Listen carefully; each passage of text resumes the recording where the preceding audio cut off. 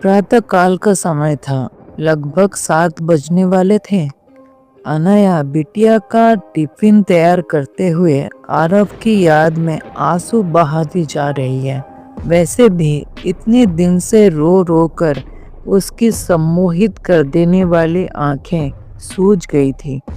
तभी बिटिया आई और बोली, मम्मा मेरे टिफिन। हाँ, बस 2 मिनट रुको, अभी पैक करती हूँ। रूधे हुए गले से अनाया बोली। माँ की आवाज सुनकर बिटिया बोली, मम्मा आप रो रही हो? नहीं नहीं, नहीं तो। आंखों में आए आंसुओं को अंगूठे से पोंछते हुए कहा। फिर पैक टिफिन को बिटिया को पकड़ा दिया तो बिटिया मासूमियत से बोली, मम्मा आप डैडी को मिस कर रहे हो क्या? इतना सुनकर उसकी आंखों में आंसुओं का रुका बांध टूट गया। वहीं बिटिया को गले लगाकर फूट फूट कर रोने लगी। तभी बाहर स्कूल वैन का हॉर्न सुनाई दिया तो अनाया बोली, चलो स्कूल के लिए लेट हो रहा है। फिर बाहर जाकर बिटिया को वैन में बिठाया। बिटिया ने अपनी माँ को हाथ हिलाकर कहा, बाय बाय मम्मी। अनाया ने केवल हाथ हिलाकर उत्तर दिया। वैन जाने के पश्चात हेमा ने अंदर से डोर को बंद कर दिया और वहीं दरवाजे पर ही पीठ लगाकर रोने लगी। रह रहकर उसे आरव के साथ बिताए गए पल याद आ रहे थे।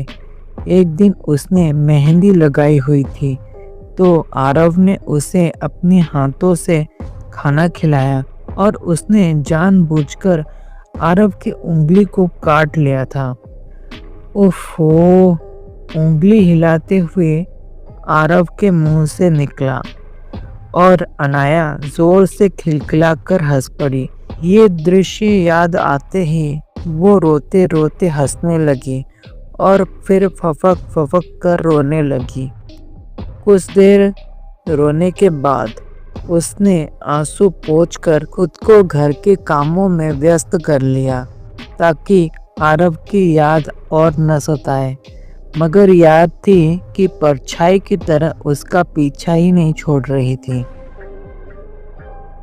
आरव अपने शत्रुओं से प्रतिशोध ले चुका था और उसने अब ये निर्णय भी कर लिया था कि वो आज औघड़ कालू राम को भी मार डालेगा।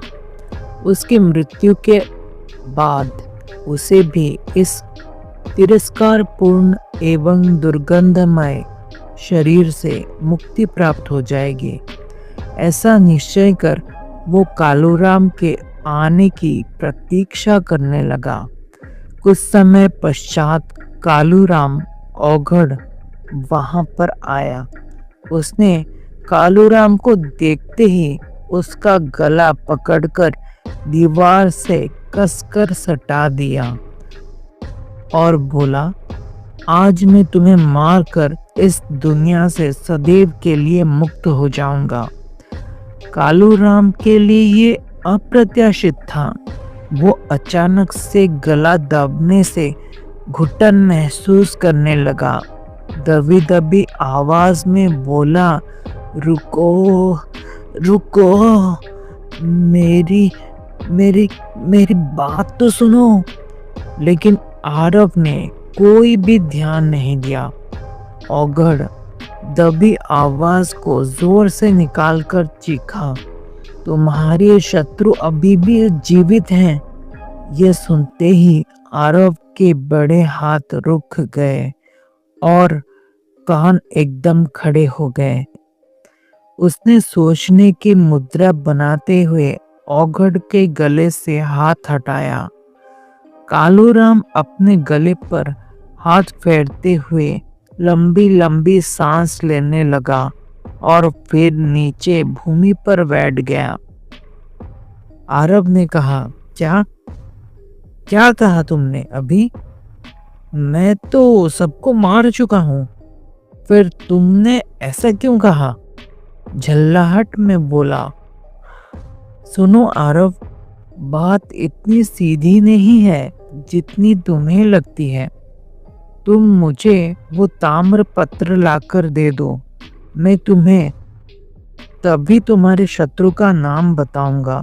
जिन लोगों ने तुम्हारी हत्या की वो सभी तो केवल मोहरे थे। इस शतरंज के खेल के वास्तविक खिलाड़ी तो कोई अन्य व्यक्ति है। औघड़ राहत की सांस लेते हुए बोला, तुम अपनी जान बचाने के लिए झूठ बोल रहे हो? विकल होकर आरव चीखा।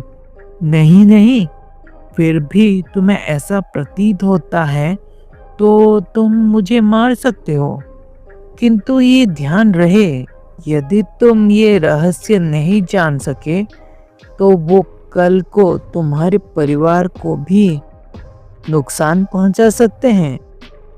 भली भांति विचार कर निर्णय कर लो, या तो मेरा साथ दो या मुझे मारकर अपने परिवार को भी मरने के लिए छोड़ दो।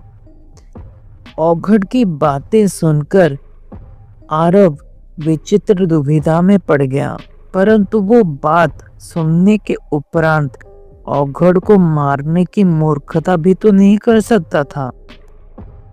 आखिर कालूराम ने पासा भी तो अच्छा फेंका था। उसे उसका साथ देने के अतिरिक्त अब कोई चारा भी तो नहीं था। ठीक है ठीक है ठीक है, मैं तुम्हारा साथ दूंगा, पर तुम मुझे पूरी बात बताओगे।